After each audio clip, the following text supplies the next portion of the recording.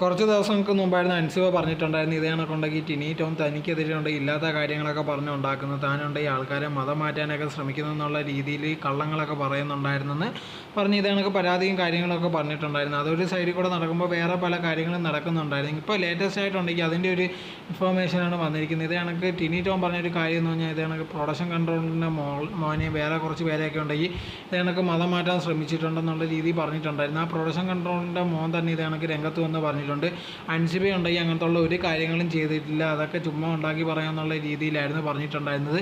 ഇതാണ് ഇപ്പോൾ ഭയങ്കര വൈറലായിട്ട് പോയിക്കൊണ്ടേയിരിക്കുന്നത്. ഇതേ കണക്ക് ടിനി ടോം പറഞ്ഞതാണ് ഇതേ കണക്ക് ഒരുപാട് പേരെ ശ്രമിച്ചിട്ടുണ്ട്, എൻ്റെ ഡ്രൈവറിനെ വരെ ഇതേ കണക്ക് മതം മാറ്റാൻ ശ്രമിച്ചിട്ടുള്ള എന്നുള്ള രീതിയിലായിരുന്നു ടിനി ടോം പറഞ്ഞിട്ടുണ്ടായിരുന്നത്. പക്ഷേ ഇപ്പോൾ ഉണ്ടെങ്കിൽ അയാൾ തന്നെ പറയുന്നുണ്ട് അങ്ങനത്തെ ഉള്ള ഒരു സംഭവം നടന്നിട്ടില്ല, ഇതൊക്കെ ചുമ്മാ പറയുമെന്നുള്ള രീതിയിലാണ് പറയുന്നത്. സോ ഇത് കാരണം ഉണ്ടെങ്കിൽ തീർച്ചയായിട്ടും ടിനി ടോമിന് പണിയായിരിക്കും. ഇത് കണക്ക് ഇല്ലാത്ത കാര്യങ്ങളാണ് ഉണ്ടാക്കി പറയുന്നെങ്കിൽ ഇനിയും പ്രശ്നങ്ങൾ ഇങ്ങനെ ഒരുപാട് പേരുണ്ടെങ്കിൽ ഇല്ലാത്ത കാര്യങ്ങൾ അല്ലെങ്കിൽ മതത്തിൻ്റെ പേരിൽ ബാക്കിയുള്ള കാര്യങ്ങളിലുണ്ടെങ്കിൽ ഇല്ലാത്ത കാര്യങ്ങൾ ഉണ്ടാക്കി പറഞ്ഞ് ഏതെങ്കിലുമൊക്കെ കേസ് ഉണ്ടാക്കുന്നുണ്ട്. അതേപോലെ തന്നെ ഇത് നോക്കി തീർച്ചയായിട്ടും പണി കിട്ടും.